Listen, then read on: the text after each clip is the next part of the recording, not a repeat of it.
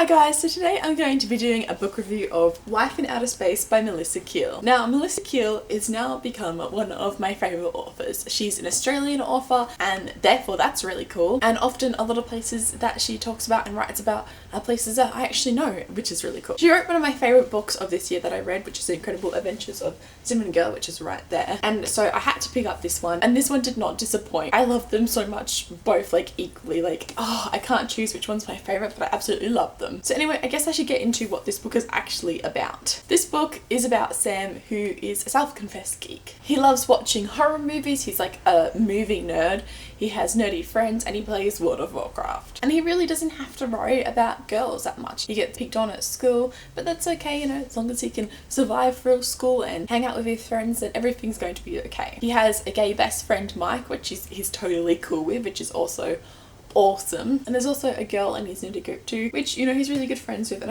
I love like how there's no real stereotypes in this book. And then Sam meets Camilla, a U girl at school, and she's beautiful and she's intelligent and she's funny, and Sam thinks in no way at all is she relevant to his life. You see, Sam has a schedule, everything fits pretty much neatly into this schedule, and he doesn't like it when like things are broken or when people start intruding onto this schedule. And so Sam is just determined to ignore Camilla. However, Camilla starts like finding her way, like weaving herself into Sam's life, and Sam's really not happy about that. Sam thinks that everything he knows he can learn from movies, but as the book progresses, maybe he starts to learn that maybe he hasn't been watching the right ones. So that's the basic plot of this storyline, and to suffice to say, I loved it. It filled my nerdiness heart with so much glee, and it made me so happy. I really loved Sam. He was such a comedic character, such a self-proclaimed nerd that I could really relate to in some aspects, and he was also really on schedule. I think he was an introvert in the way that he acted, and that was totally cool. And I really liked Camilla too. She wasn't your stereotypical girl that moves to a youth school, right?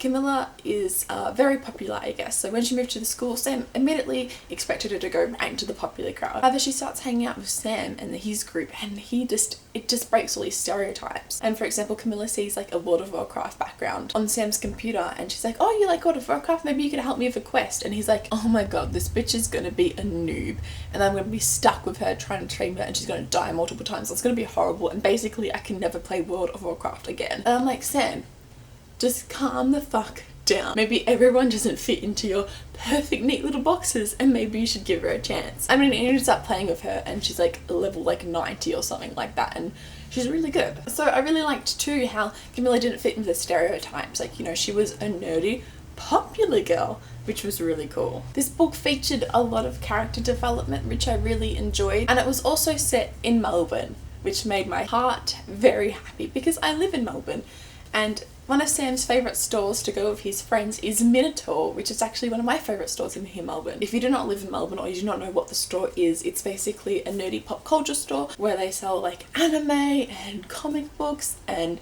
just everything pop culture that you can imagine, it's there. It's like a nerd's paradise. And Sam loves it too, and there's multiple like mentions of Minotaur in this book, and it just made me so happy because as an Australian you don't really get to see much references towards shops or things that you like in books. So having this reference was just amazing, okay?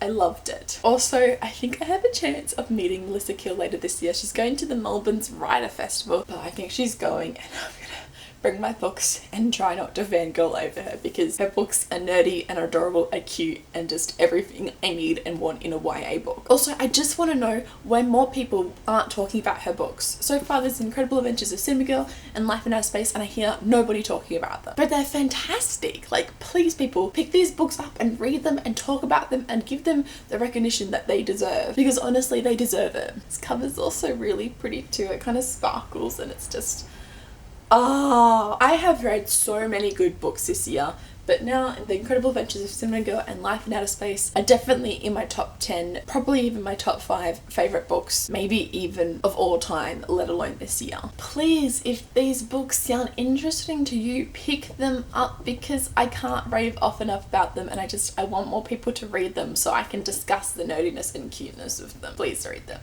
They're adorable. Please. Also, this is Melissa Keil's debut novel. I can't even believe it, guys.